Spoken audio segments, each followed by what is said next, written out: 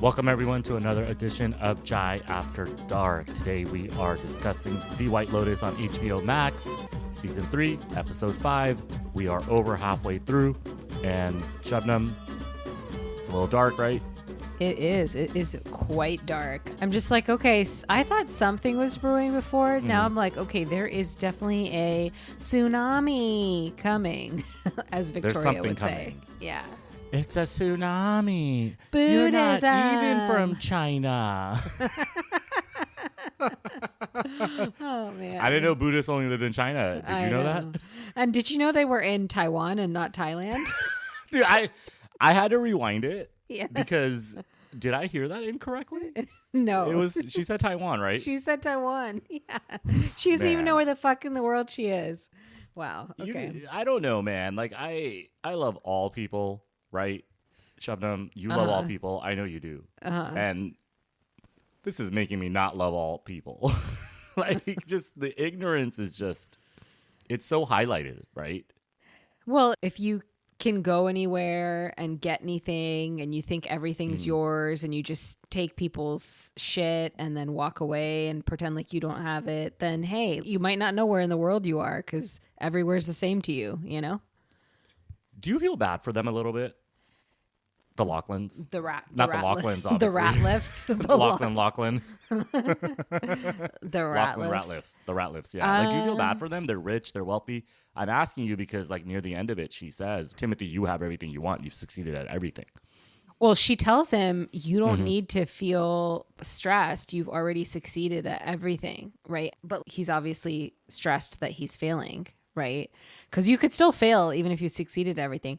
But it kind of goes back to what we talked about, me and you, like earlier today, where some people, no matter how much they have and what they have, they can never be satisfied. Being satisfied is a whole other state of mind aside from what you have. And none of these people in this show, no matter how much they have, they're not satisfied. So the Ratliffs are not satisfied. They're just like miserable no matter what they have. And this guy, Rick's friend, no matter how much he fucks people, it's not enough for him. He's not satisfied either. He's just never satisfied. That's the problem. Like, yeah, it's a mental state. It's a mental issue. You can never satisfy yourself if you're insatiable, basically. Yeah. Right. We talk about dopamine fixes and social media. People pick up the phone. You get a high every single time you pick up the phone. So I'm wondering if this overall, because like me and you are successful in our own rights, right? Like I understand we're not sitting on 200 billion like some people are in this country, but yeah, like we're doing okay. Yeah. And I never get the urge. Maybe in the past, in my 20s, definitely I got the urge and jealousy and like, oh, this person has this person has that. And I'm sure everybody goes through that. But now I'm kind of like, no, dude, I'm not fucking around with Kenny trying to set up a shell corporation for $10 million. Like, what would be the point, dude? I'm middle-aged. Yeah. Just like him, just like Jaclyn, just like all these people. Do we have that drive? And is it a drive for money or is it a drive for like power? What is it? That's what I'm being a little philosophical because I just don't get it. Yeah, so I was literally having this philosophical thought with myself today in the shower where I have most of my philosophical thoughts.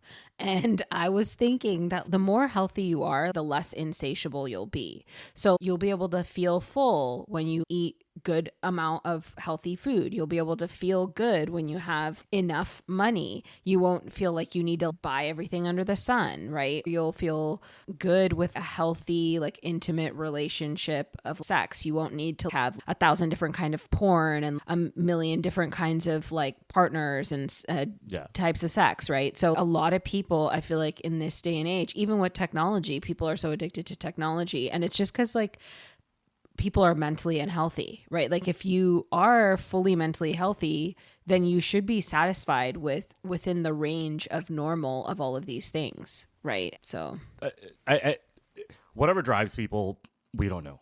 Yeah. And you're right. We had this conversation this morning when you had already watched White Lotus. I had not. So it came up because it's just like, I don't get it. But the caricatures.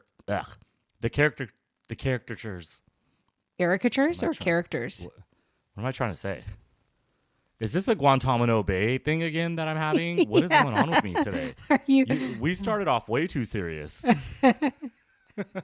Yeah, no, we started off serious, but I don't know. I mean, everybody struggles with shit, right? Like some people have a hard time with money. Some people have a hard time with food. Some people have a hard time with sex. Some people have like a hard time with whatever, of course. right? Yeah. So, And I think that's what I was trying to say is these characters are caricatures of themselves because this episode, I don't know what this episode's called, but I'm assuming it has something to do with excess. yeah. Because every story that we're about to get into, 3 women, excess alcohol, excess partying, and excess validation from the club. Yeah. And then, of course, validation from the 3 Russian guys that are hilarious, by the way. The guy with the golden wings on him. He's the best character. He's the best character in this series so far. Yeah. And then, like, Timothy, of course, excess money. He needed $10 million. Saxon, I don't do drugs. I am the drug. Yeah. Right? So excess, like, exorbitance and ego and just everybody's out to, like, look at me. So I think this episode was very, like, hey, when is enough enough? Yeah, and it's never enough. Hey, we haven't even gotten to what's enough is enough, and we'll get there. I know. Yeah. Hey, shout out Sam Rockwell for telling us, do not move to Thailand. If you have a sex addiction, just don't do it. Yeah, seriously. Let's not talk about it now because I still am processing that scene. Oh, I'm still processing it, and I watched it like 24 hours ago at this point. I mean, hey, I'm still processing. Yeah. Who hasn't slightly experimented with their brother? I'm sorry. Oh my god. Who hasn't done that, right? Oh my god. I was just sitting on the couch like, what the hell is happening? Hey, we'll get there too. Yeah, we'll get there too. So we can say this is a slow burn. The plot is slow. It's not. If you look into these characters' development, that's why Shabnam said there's something about to explode. Yeah, right? It's a tsunami coming. By episode 8, it's coming. So I don't know. I think this is a great episode again. Yeah. Like I think this episode flew by, and the first 4 episodes were actually a little bit slower for me. Yeah, I agree. Because now you feel the build. Like you feel the rumble coming, you know? You feel Gaitok's stomach rumbling even. Yeah, in the beginning. In the opening scene, right? It's just like so much stress. Yeah, he's just like... frantically looking for the gun. Dummy. Yeah. I'm sorry. Yeah, like, come on, man. A gun? Yeah. Hey, if I had a gun next to me and Mook shows up in that outfit, I don't think I would forget about the gun that quickly. I'm sorry, dude. Maybe he's a virgin. Who knows? I don't know. I don't want to put Gaitak's business out there. Yeah. Hey, maybe Pornchai's a virgin too because he was kind of acting like it. I think he wasn't. Right? He was being a gentleman. He's like, should I sleep in this other bed? Yeah. He was being a gentleman. I know, it's cute, dude. I was like, she's like, is consent a thing here? She's like, this is consent if it's needed. So, yeah. If it's needed. Yeah. Okay, cool. Let's get into it. Gaitok. So he's like, Gaitok.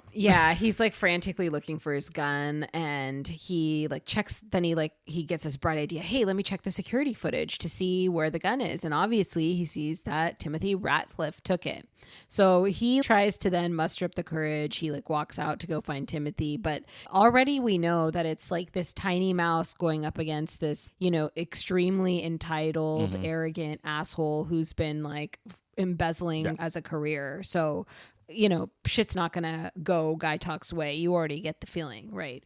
And then we see Piper is at dinner and she's breaking the news to her parents about how she wants to stay in Thailand and stay at the meditation center at the monastery. And she tells them the whole reason she came to Thailand was to check out this monastery and possibly stay there. And so Timothy is really so like over life and stressed out over his own shit that he doesn't really say much. But Victoria, she's just going on and on. She's like, you want to live in Taiwan? Like we said earlier, she doesn't even realize that it's You're not Thailand. even Chinese. Yeah, she's like, you're not even Chinese. You can't be Buddhist. You're not Chinese. And she's Come on. Yeah. That is some hardcore ignorance. Yeah. That might be the most ignorant Victoria's been, right? Yeah. 5 episodes in, I think this is like getting to be really, really like ridiculous. Are you surprised though? Yeah. I'm not surprised. No, of course it's a buildup. I get it. Yeah. How am I supposed to go to sleep without my lorazepam? I'm gonna have to drink myself to sleep. Come on. Yeah. Get a fucking life, lady. Yeah. You want to study Buddhism? Buddhism? Who's Buddhist? Yeah. Hey, we're not professional actors, but I feel like that was a pretty good accent. We made it more Southern. Like, we made it more Yeah. like classically Southern. She's more like Yeah. Buddhism. I don't know. Aren't we all a little Buddhist? Isn't that Buddhism religion? Aren't we all a little Buddhist, or am I misquoting a major religion? Oh, I don't know. I don't know if Buddhists believe that everyone's a little Buddhist. Because I think Muslims do believe everyone is born Muslim. Yeah, And I then mean, you make a choice, right, to stay Muslim or not. I don't know. Sorry. This is not a... religious. No, it is actually a religious world religions podcast. discussion. Well, yeah, I mean, Piper brought it up. yeah. I mean, I think that's because, like, for Muslims, like, you don't have to, like, there's no like communion like you have with Christianity, right? You're just born. If you're born it, you're born into it. You know. Yeah. I I would think. imagine whatever major religion is correct, that's what you're born. Right? Like, if whatever's correct and real, that's Yeah. what we are. And Like, then we and then know, and like, then everybody come fucks on. it up along the way, right? Everybody fucks it up. Yeah. Yeah. And they're still fucking it up. Right. Yeah. So, look, like, I see the appeal for Buddhism, and I see the appeal for Piper, why she wants to stay. And I think we talk about this quite often, like that Quinn character in Hawaii, that was our favorite character, right? Mm-hmm. So we don't quite know Piper's true intentions, so there might be something else there. But so far, if that was my daughter, I'd be really proud of her. And she's Yeah. not saying I'm going to become a Buddhist forever and blah, blah, blah, and I'm going to just, shave my head and become a monk. She's like, I just want to be here for a year, Yeah. right? Yeah. College graduate. It doesn't seem that crazy. It is a little weird that she manipulated her whole family to take like a $30,000 vacation without telling them why. But, She's still privileged. just Hey, use yeah, that it's just a privilege, side girl. note. Your mommy uses it. Your daddy uses it. And Lachlan and Saxon definitely use it. So why Yeah. can't she use it? That's right? true too. Yeah. Yeah, I don't really agree with her in terms of spending that much money, and there's no thesis. Yeah. So yeah, I do agree, Yeah. but it's like, why did you need to come to a wellness center? You could have just backpacked. You could have stayed where Rick's friend is staying. Yeah. Yeah. Exactly. No, yeah. don't stay there. No, yeah, don't stay there. Yeah, Jesus. So then we see Saxon talking to Lachlan, and he says, confidence is how you get people to do what you want them to. Most people are just sitting there waiting for someone to tell them what to do. In life, you have to shoot your shot, basically. And then Lachlan is like, what if life is just a test to see if you can become a better person? And then Saxon's like, what? No. Yeah, Which hell is no. Yeah, which is really funny because it feels like maybe that's like a peak to something, which, actually that's like a religious concept, like Islamically, right? That like life is just a test to see if you can become a better person, right? So it's funny that you said that earlier, but Yeah, this is the most redeemable episode for Saxon, yeah, and not by much. yeah, But I did like some of the things he was sort of looking out for his brother yeah, later in the scene. So I do feel a little validation here. Not validation, redemption yeah, for Saxon, but I'm, I might be wrong. yeah, Right? Like, meant to confuse you, but good for him for trying to look out for his brother, I guess. Still pushing him into a situation that I don't think he should, but whatever. yeah, yeah. But Lachlan, you can see he does kind of have a mind of his own, but He's 18. yeah, He's a senior in high school. yeah. He's not like someone deprivileged like that. He already knows what he can do. He can Yeah. fuck whoever he wants. It doesn't matter. He can take whatever drugs he wants. Lachlan, is it going to matter what college he goes to? No. Ultimately, he can do whatever he wants. Different girl every weekend. It's still privilege. Yeah. Right? And they don't Yeah. think it's privilege because it's, and I think you brought this up, the pressure, not just for women, but also for men, right? Like, you can't be a Yeah. virgin. You Yeah. have to be exactly the prototypical frat boy, and it's just kind of silly. Yeah. So then there's a scene with Chloe and Chelsea on the yacht. And Chloe's telling Chelsea she just wants attention from Greg and he never wants to give it to her. And Chelsea basically responds by saying she's like this hopeless romantic. Yeah. And Chloe's like, all the girls I know that were like this, they're either brokenhearted, or worse. And Chelsea's like, what's worse than that? Right. And Yeah. then basically Chelsea just can't stop worrying about Rick. And she's like, he's my child, which is also interesting. She feels this major need to take care of him, which I'm sure is like going to come into play later. She's also codependent on him. Yeah, totally. Like traveling around the world with him. And she doesn't know why he's traveling around the world, but Yeah. she's super cool with traveling around the world with him and being in love with him. We already made this point on the last episode. How can you be in love with someone when you don't know who they are or what they do? Yeah. I like, obviously Chelsea is a little immature. Yeah. But totally. then Chloe also says in that same bit, in that line that you just read, she's like, I like naked little guys, like their little bodies. Like, yeah. I was like, ew. Like, She's, gross. yeah, I don't know. Yeah. She's 18, and they keep making it a point, and she's just like, I like it because they get so excited. I was like, okay, I get it. Of course you'd be excited, but it's kind of like, come on. Yeah. Come on. It's It's too, he's still in high school. Yeah. At that point. Well, I think it's like an insecurity thing, right? Because she's used to Greg, who probably doesn't really give a shit about her anymore, right? Like he probably, used to. She said he fucked her 3 times a day when they first got together, but that's like whatever, like a honeymoon in a relationship, right? Yeah, so, yeah. So, and then now he probably doesn't care at all. So she's like, okay, whatever.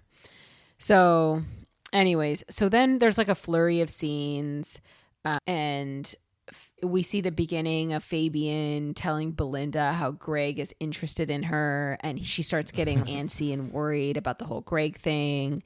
We see Gaitok watching Mook dancing as he sweats, trying to get up the courage to ask Timothy for the gun back. And then we see Piper basically telling her parents that she's not like Saxon and she doesn't want to sign up for all this bullshit. And Victoria's like, what bullshit? That was hilarious too. Don't say anything against Saxon. How dare you? I know. Saxon's like the model child. It's really fucking annoying. Yeah. And then the ladies, basically, we see their big night out with Valentine and his 2 friends. They're out dancing their asses off. Jaclyn sees 3 women giving her hella bombastic side eye, and she stares right back at them. Yeah. While she's grinding on the guys, she's loving the fact that she feels like she can show them she's one-upping them. She's a one-upper. She's just That's a exactly hardcore what it is. bitch. You said that in the first episode. Yeah. You're like, whatever happens, they're gonna try to one up each other. Yeah. I liked Kate in this episode. She was trying to chill, but Kate. hey, it looked fun though, right? So I don't know what I got out of this. They're staring at her, and she's like, "Look at me, right? I got these dudes." She's like, "Yeah, look at me. I have these. Like, I can see you looking at me. I can see you being annoyed, but I'm gonna grind on this guy and stare you down even more, right?"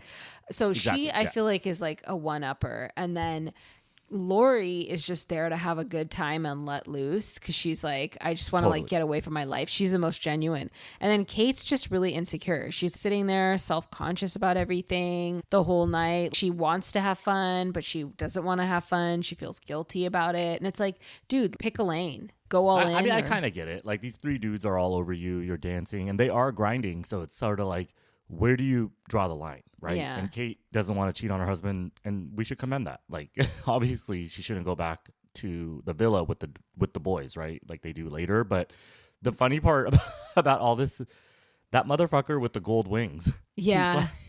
He's just like, my parents are dead, and my sister is a bitch. Yeah, and so my friends. That's why are I like everything. my friends. Yeah. So then Kate's like, that's great. Yeah, So I it's know. like, I don't know. So do you think something happens with these guys, or we keep tying everything to the shooting? And I'm starting to think it's just like the previous seasons. It's not about the shooting.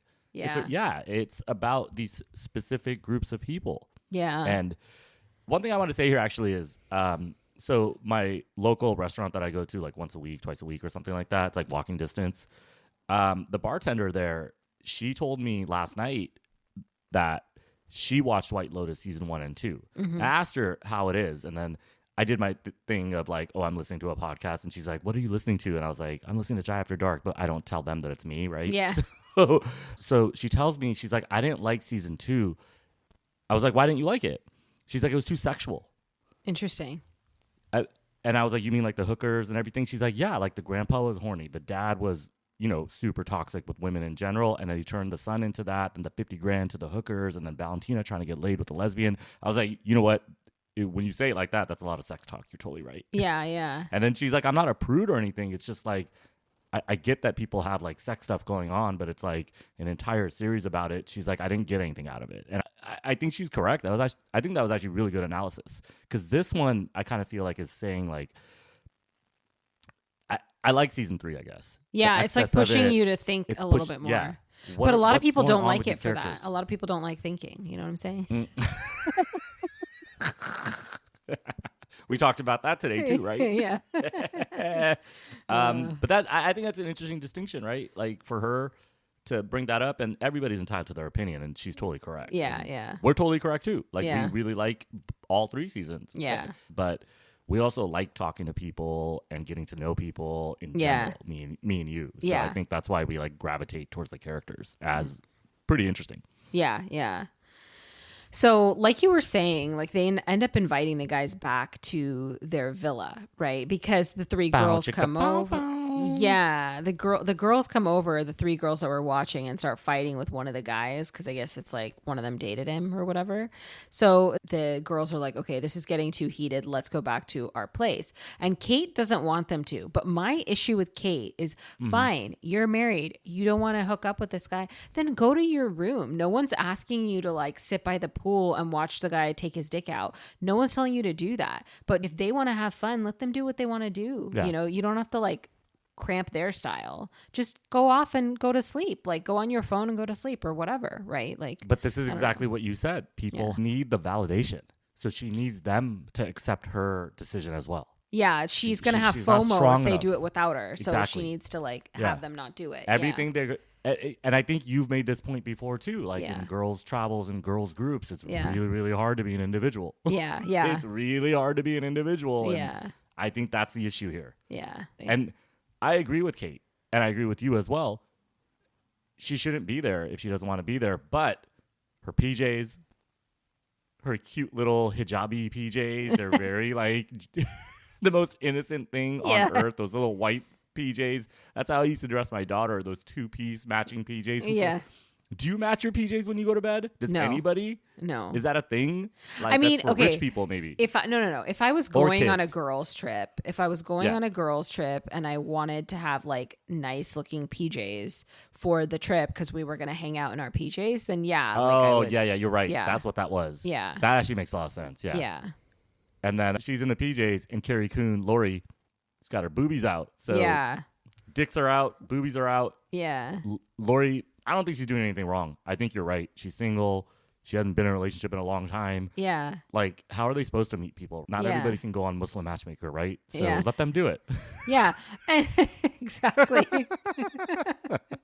And she's just hanging out by the pool, like doing her thing. Like Literally not doing anything yeah, wrong. blowing off steam about her job and how it sucks. It's like, girl, do you? Also, you know? I really like the guys weren't aggressive. They weren't like doing anything ridiculous. I've seen worse shit yeah. at a bar at like Yeah. 6 p.m. in San Diego or LA. Yeah. I've yeah. seen worse shit. Yeah. More aggressive guys that are not even drunk. Yeah. These guys are fucked up. I understand. We say this every time it's a scripted series, but hey, they were respectful. They just wanted to show them a good time. Of course, Jaclyn ends up hooking up with Valentine because they make it very clear. Yeah. But whatever. Like, But that's not Valentine. That's her. She called him back because she was like, I want to hook up with him, even though she's been pushing Laurie on him. And Laurie, I think, is like open to a slow build. But Jaclyn's just like, she's like, she's a competitive bitch, man. She's like, I'm going to get there first, you know? Yeah. And let's not forget her boyfriend or husband, whoever he is, Harrison, doesn't pick up the phone in the last episode, right? So I Yeah. think they're building that up that he might be doing some shit too. Hey, he's probably not doing shit. Yeah. It could just be insecurity, right? Yeah, totally. I don't know, man. This is weird. Like, I'm not in a relationship right now, but like, why are you? What is going on? Like, so that's what a relationship is. If someone goes and does something, you're just fucking insecure the whole time. I don't know, man. That seems like hell on earth. Yeah. I mean, Like, that's honestly, like, yeah, you can't I trust don't think anyone. That's normal. You can't trust anyone because you can just lie. And everybody's like, I trust my man. I trust my girl. Sorry, I'm not coming from a place where I've been cheated on or anything. So it sounds like it, but it's not like that at all. I just don't understand people's mentality behind this kind of stuff. It's like you have so little chill, you know? Like she has no chill. It's like, why don't you wait a day? You know? No, Laurie didn't fuck him, so I get to. Yeah, Laurie didn't fuck him tonight, so I guess I will, right? Like, Yeah, it's just I told her like, man, to. I told her to fuck him. Yeah. Can you? That sounds really weird. It sounds a little too aggressive. Yeah, you can't be it's- telling people to fuck. Like it's not a thing. It's insatiable. People are insatiable. My parents are dead, and my sister is a bitch. That's why I like my friends. They don't tell me who to fuck. I'm gonna get that T-shirt, man. They probably had that T-shirt at Macy's, right? Gold wings. Yeah, The you black- gotta find it.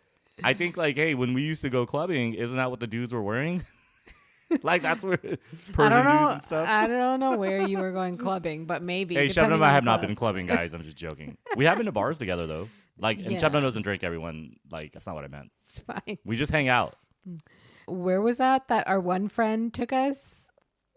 Hey, shout out Madrone Art Bar, San Shout out Francisco. Madrone Art Bar. Yeah. What neighborhood is that? Divisadero. Hey, we don't live in the city, but Yeah. we get around. Yeah. Madrone Art Bar. Hey, you want to sponsor? Mint karaoke.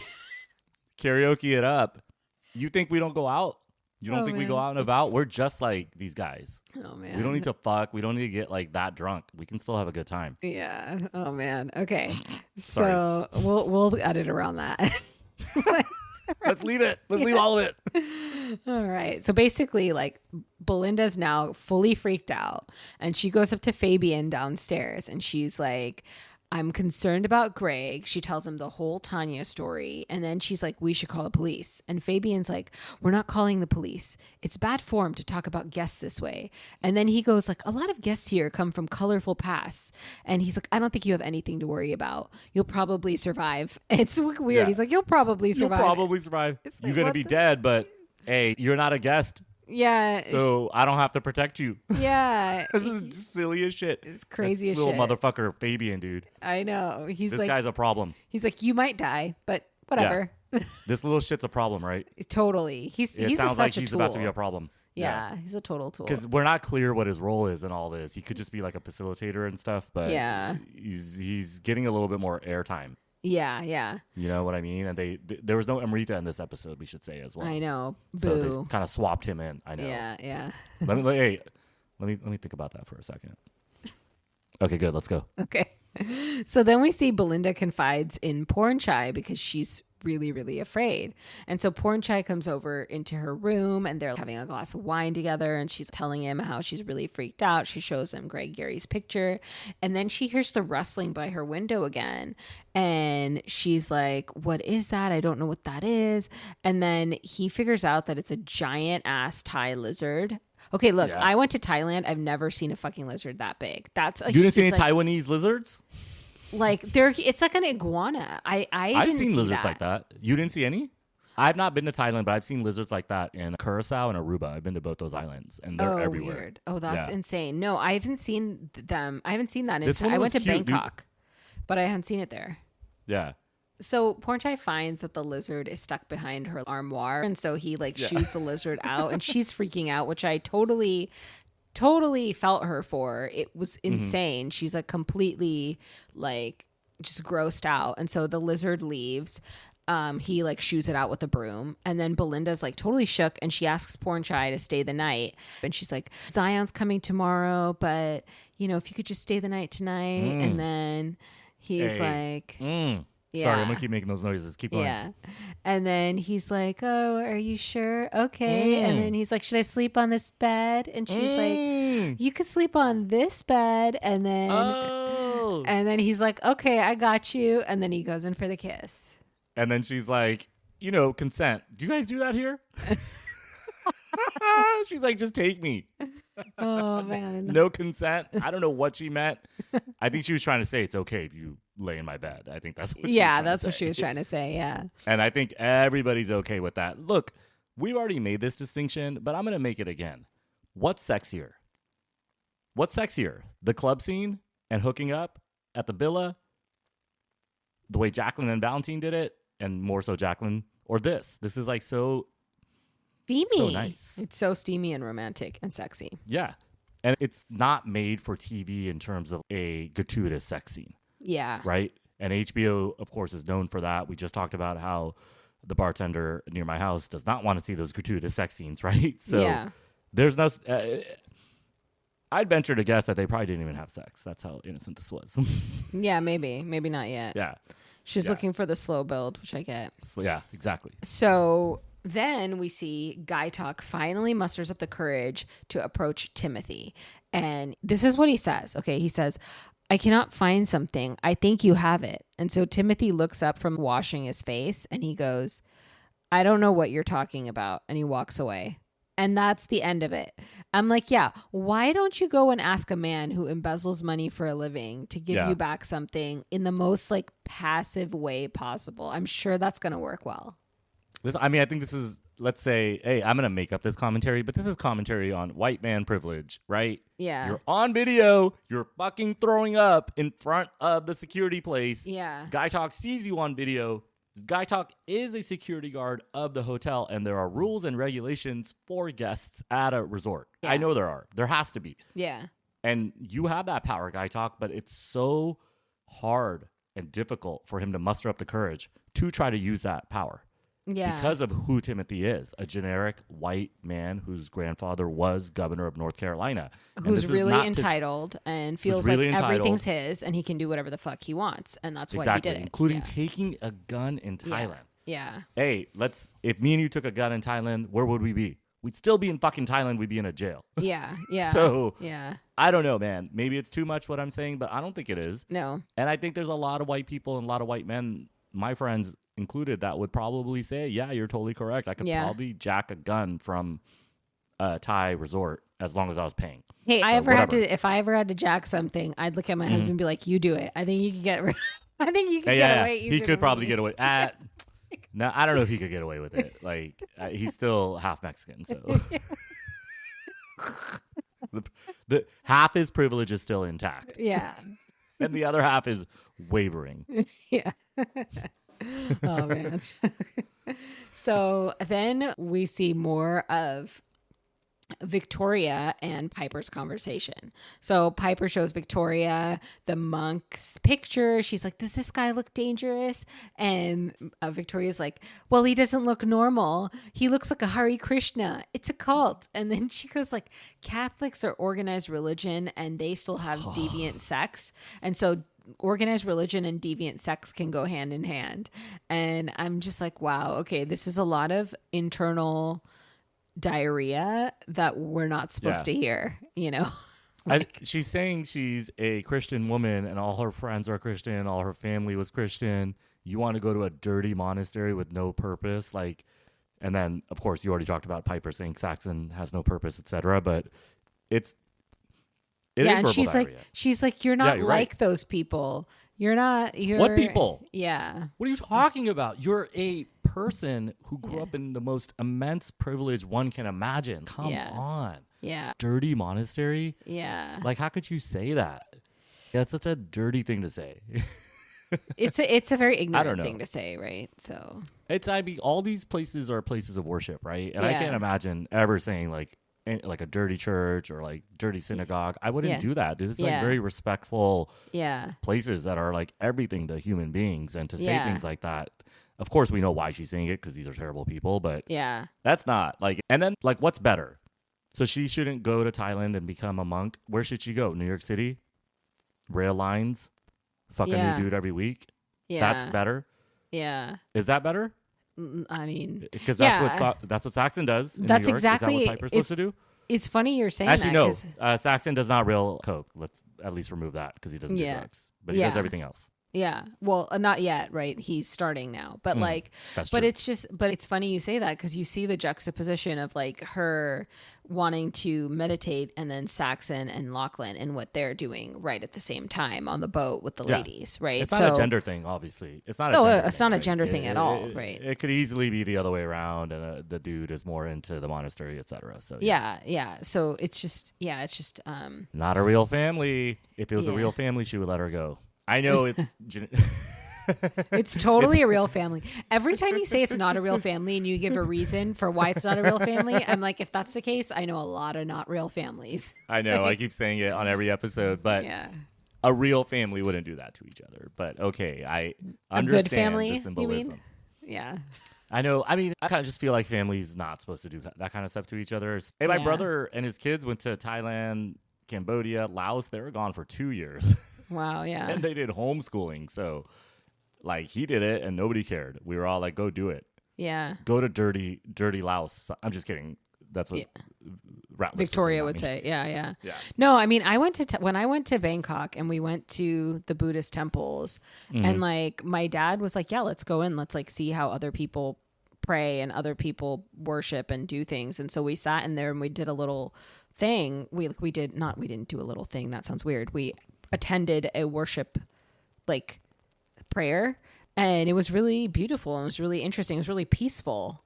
So, I mean, I don't know. She's just a weirdo. She's never met anybody different than she is. And so she like literally just has no contact. So she gets tired of the conversation. I kind of hate to pull this line, but it's like, lo kya kenge? What will people say? Yeah, That's it's exactly the saying, same. right? Yeah, it's exactly the same. Yeah.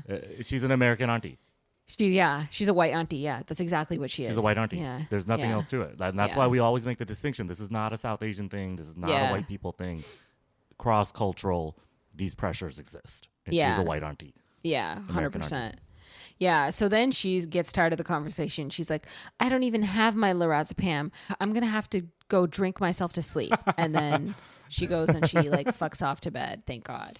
And so then like Timothy's sitting there with Piper, and he's in his own, agony state of mind. And so Piper kind of looks to him. He's not really saying much, but then he finally tells her that Victoria, her mom, is like having a really hard time getting her mind around the whole thing.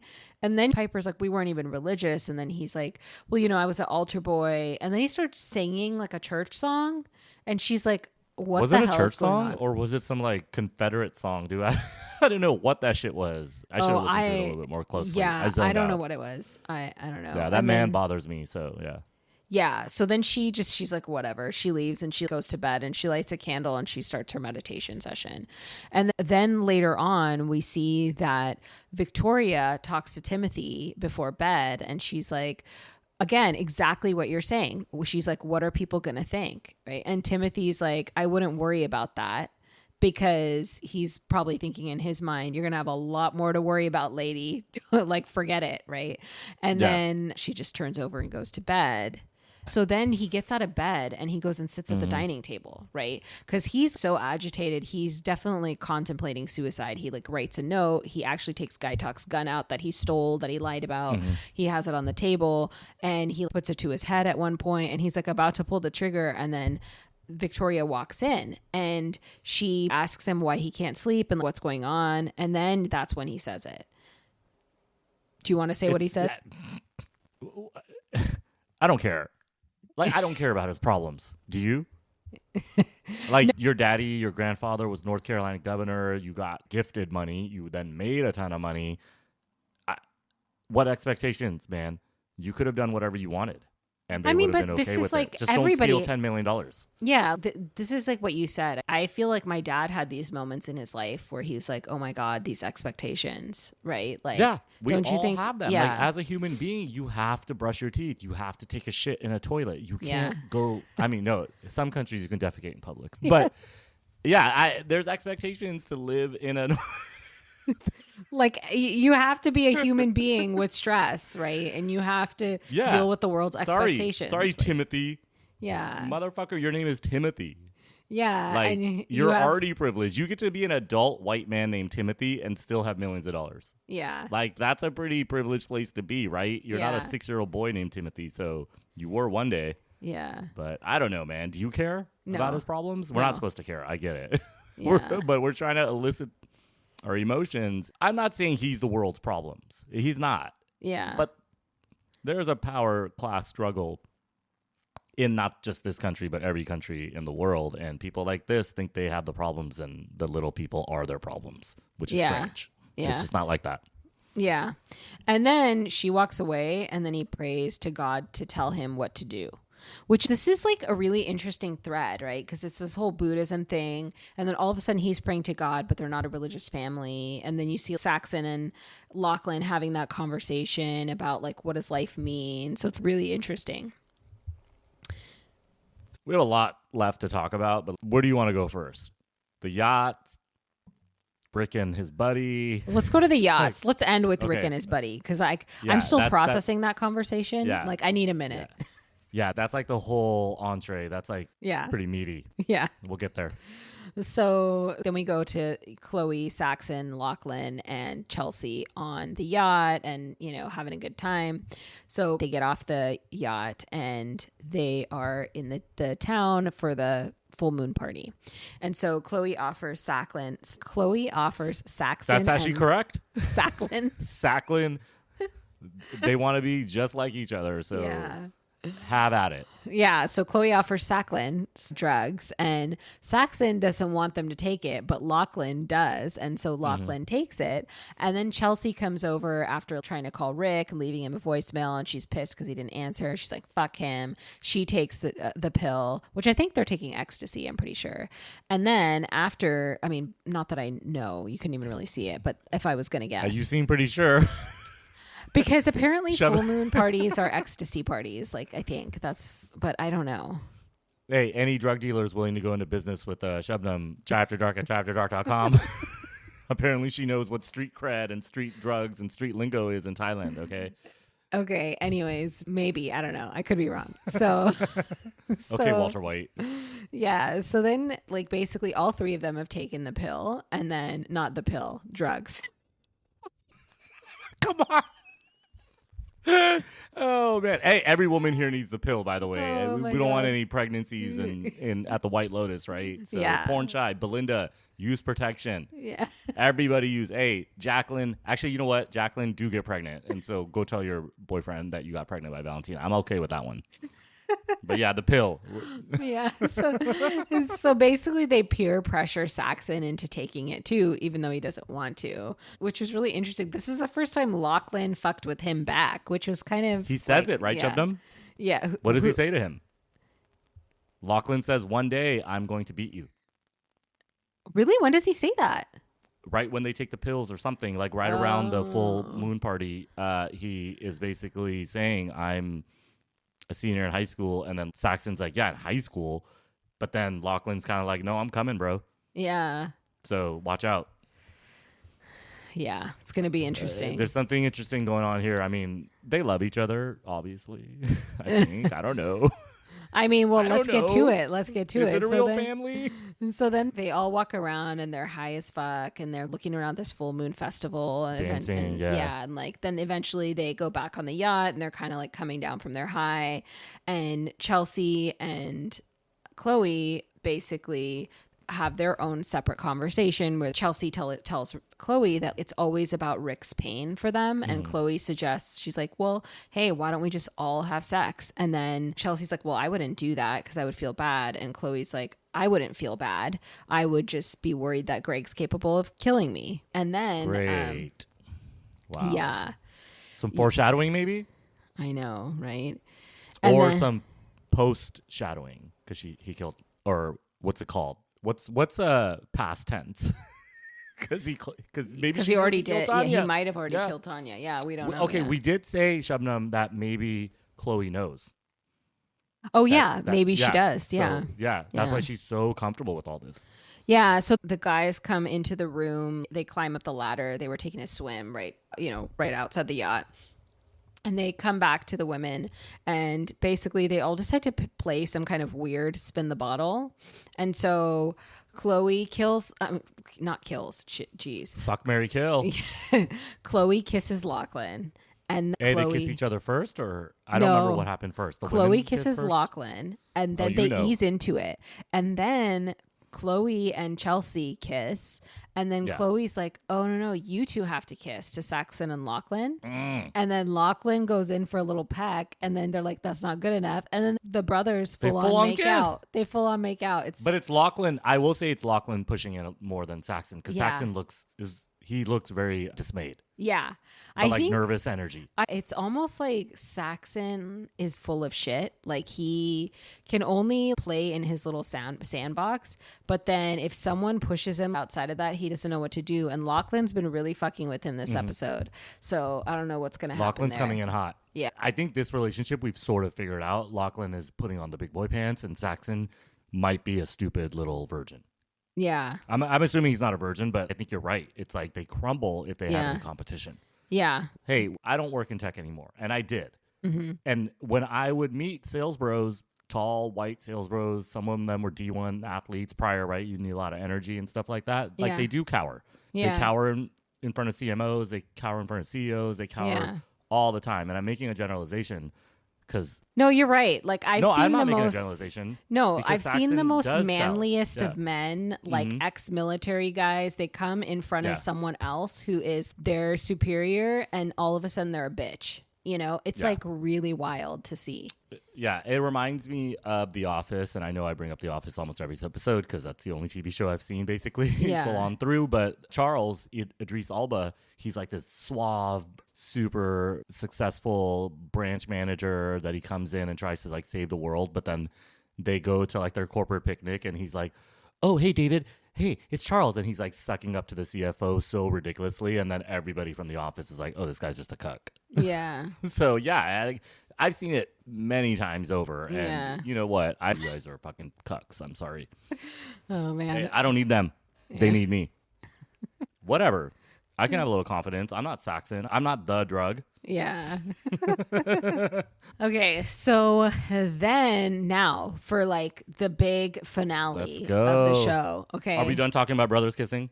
We're done. Is there anything we need to add? No, I think that about sums it up. I do have a theory about all this. I'm going to hold it till the next episode because there is a psychological condition about families like this, and I remember it from my psychology days. Okay. My degree. Okay, cool. I have a psychology degree from college, by the way, which is like really weird, right? Yeah, really So, random. Yeah, let's talk about that next time because there is a disorder or something about a family like this that I just recalled, but I just don't want to talk about it without doing my research. Okay, cool. Yeah, tell us next time. So Rick basically ends up going to Bangkok like he said he would, and he meets his friend. Which, you know his friend's name? I didn't catch the name. It's just... I don't know his name, but that's Sam Rockwell, dude. He's been in like 50, 60, 100 movies. I don't know what the fuck his name is. I don't know if I want to know his name. Yeah, at this Like point, that, yeah. I don't need that guy more. I don't need that guy's voice in my head. Do Yeah. you need it? No. We don't need this story, but we're about to do it. So, you know, Rick's like this troubled, disturbed man, whatever. He goes, meets this guy in a nice restaurant, gives him this black duffel bag. And, you know, there's something sort of sinister in it because just the whole thing is sinister, right? So turns out his friend then tells him that, like, I've gotten religious. I've become Buddhist, right? So Rick's like, okay. So Rick's friend tells him that, you know, he had to leave the States, but he picked Thailand to come to because he had a thing for Asian girls. Okay. And he goes, when he first Perfectly got normal, there. perfectly fine. Yeah, so far, so good, right? And then he's like, he was picking up Asian women all the time, right? And he's like, I was out of control. I was insatiable. And then he realized he was never satisfied. He said he did it for like 1,000 nights in a row, right? Which, yeah, How do you have a pee-pee after all that? I don't know. Doesn't it go away? I know if you don't use it, you lose it. But if you use it too much, don't you... Doesn't it fall off? I don't know. Doesn't it get like chafed? I'm sorry. Purple? I don't know. This is weird, man. Keep going. Okay, I'm so- sorry. This is really uncomfortable. Yeah, so he basically realized that he was never satisfied. He is insatiable. Look, I don't know anything about sex addiction, sex addiction, but I'm assuming this is like We're a bad virgins. form of it. Yeah. So then he says he thought to himself, maybe what I really want is to be one of those Asian girls. So then he says one night he took home a ladyboy, which had happened before, but he says, instead of fucking the ladyboy fucked me, and it was magical. So he puts out an ad for a white man to come over and fuck him. And he's like, basically he dressed up like one of those Asian women. And then he would hire a Thai woman to watch them. And he'd look into her eyes while he's getting railed. And he realized that this is unhealthy. Surprise, surprise. So he then became Buddhist and he became sober and celibate. Nice. And I didn't even cover the entire conversation, but I'm still trying to We know process people it. watched it, right? Like we don't need to say every line. Like we know people watched it. No, but I'm Everyone's gonna just have their saying, own like, thoughts. like, I'm still processing it. It was, and Rick is stunned, right? And right now, you think like Rick is the most fucked up character, like he's got all these issues. This guy makes this guy makes Hey, that guy did more than lick. this guy makes Rick look like he has He's no a fucking issues. saint. Yeah, he's a fucking saint. Yeah. And I think that's a great point, Shabnam, because Chelsea literally says, I have problems too. Yeah. You don't see me bitching about it nonstop, Yeah. right? And I think this might be what this scene is saying. Yeah. Rick's going to be like, maybe I don't have any problems. Yeah. Yeah, shit happens. Parents, boomers fucked all of us up, right? Yeah. So, like, just fucking deal with it, man. Yeah. Look at this guy. Yeah. Sam Rockwell. He's shitting pancakes. Yeah. Like, come on. Yeah. It's too much. Yeah. I don't know. You know, sex addiction, it's like difficult, right? For young men out there. Everybody thinks they need to get laid to be a man. That's what Saxon's telling Lachlan. Yeah. I understand why this LBH moved to Thailand. But as I've been saying throughout these episodes, I'm not moving to Thailand. I don't want to become a John. I don't want to become a statistic. And you can see it's too easy, right? And I don't know how much it is, but I'm assuming it's really cheap to hire these women. So how much, like, when's enough, right? I don't know. And at that point, it's not a sex thing, right? Exactly. It's a perversion. Well, but it's also, it's just an addiction, you know, and that's what I feel like. Could be anything. Yeah. If you don't have an addiction to something, you can't relate at all, right? I cannot relate at all to this because I don't have that, right? But I don't have this thing, but I have like other things, right? Like, totally. Like, no, I know what he's going through. Yeah. We all do. Everybody has something, and if you say you don't, you're fucking lying. Yeah. It is what it is. Yeah. And I'm not even judging this dude, right? If it's all consensual, if it's all consensual, it was like definitely our girl consensual. Belinda, it was consensual as fuck. And if it's like Belinda says consensual, then it's all good. Yeah. It's all good. Yeah. And Well, it's I don't not know good what- because he says it's not not good and he was suffering and he was basically like, what the heck is going on, to the point where he has to now like just detox from it completely and become completely celibate, right? Well, he's celibate. Yeah, you're right. Yeah. So to go that far. Yeah. Yeah. I So agree. it's he's saying it's a problem, right? That's the thing. Yeah. He's describing like his addiction. But I'm just saying the weird thing about addictions is if you don't have an addiction to something, you can't understand the appeal at all. Just like someone won't understand something that's hard for me, right? But everybody has that thing, like you just said, you know? Yeah. So. And, you know, when I say it's all good, I kind of mean like if that's what he had to do to go find himself out, then that's what he had to go do. Yeah. Because it's really hard to like get that out of your system, right? Yeah. And it's probably developed through, you know, mommy issues, daddy issues, all kinds of porn. That stuff is like at your fingertips, right? Yeah. So I think he was just, you know, excess consumption, like we talked about in the beginning of the episode. Just be careful, guys. Yeah. Yeah. I don't know.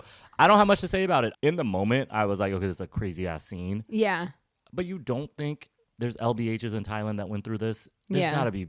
It seems like a pretty common fucking story. All right. So we talked about this in our last episode where we discussed Deli Boys. And so we saw an article where Gina Davis challenged screenwriters to think about who in their script could they change from a male to a female and how would that affect the characters. So I was thinking about that for White Lotus. What do you think? That's an interesting question. I think that one's difficult with White Lotus because it's already so diverse. Yeah. And, you know, a female friend group probably couldn't have a male in it, right? If Jaclyn was a male celebrity or whatever. And I think we've had the riffs of, like, we have Valentine here as a male, what do they call it, like a wellness person, but then they have Amrita as well, who provides like a different role. I don't know if I would change anything. I guess is what I'm trying to say. Like, what do you think? I don't know. Yeah, I totally agree. It's almost like if I think about changing any character who's a male to a female, I feel like it's really hard because everything fits together, or like from a female to a male, everything kind of fits together like a puzzle piece. So it doesn't feel like it would work. The only thing that you said during this episode, which was interesting, was of those three kids, like Piper could also be a boy. And that she would have been Olivia, or what was the other girl's name from season 1? She would have been like more like Sydney Sweeney's character, right? Totally spoiled, blah blah blah. Like, yeah, that was Olivia. Matter. I think she was Olivia, right? Anyways, yeah, sorry. Gender doesn't matter in terms of spoiledness, I guess is what. Yeah, I see why he made the three, because the two boys and like Saxon's kind of taking Lachlan under his wing and then she's kind of doing her own thing. So it makes sense that at least two would be the same gender. Yeah. And it works better for those two to be boys, I think, because Saxon's basically being this like patriarchal asshole, you know? Yeah. So and Saxon tries to talk to Piper about her sex life and stuff, and it doesn't work well, right? But Lachlan is receptive to it, so I think you're correct. If it was two females, if it was two women, like a bigger sister and a younger sister, I think that would work really well too. Yeah. Because then she would be like, "Oh, you're innocent, but hey, don't you want like kind of like the Laurie Jaclyn situation? Don't you want to fuck? You're a virgin in high school. You're 18. Go fuck this guy." Like it would be very, very similar to what Saxon's doing to Lachlan. I don't think it would actually be that different at all. Yeah. If it was two sisters. Yeah. I think you're right. But you know what? What you said earlier about like maybe Saxon's a virgin, and then I was like, I know you. I call said everyone that. a virgin. Okay, I'm just joking around, guys. All right. I know you said that as yeah. a joke, but I'm like, what if like he was projecting when he was talking about Piper? Like she's really hot, but she probably hasn't gotten laid. Yeah, like, and that's maybe, why I said that, yeah, right? Yeah. It's like, look, you don't know if someone's a virgin, right? They'll fucking say it, right? Mm-hmm. Actually, nobody says that, but you know what I mean. It's endearing, man, and it's not coming from a religious position, right? And we talk about sex. I get excited, like Pornchai, Belinda. That's sexy as hell. Of course, people get excited. And Nora, our special guest last week, made a great point. People are attracted to each other's nature. Yeah, it's how you behave. Yeah, is what defines you. Yeah. So attraction could go every which way, but I don't know. It's just how you behave, right? So Saxon, maybe he's just all talk. Yeah, and he hasn't stuck it in yet. Yeah, you might be right. Yeah, we'll see. We'll find out. We'll see. Cool. All right. Anything else? Any other nuggets? Any other making out? I think we got all the nuggets. I think we got them all. Too many nuggets, too many nuts. Yeah.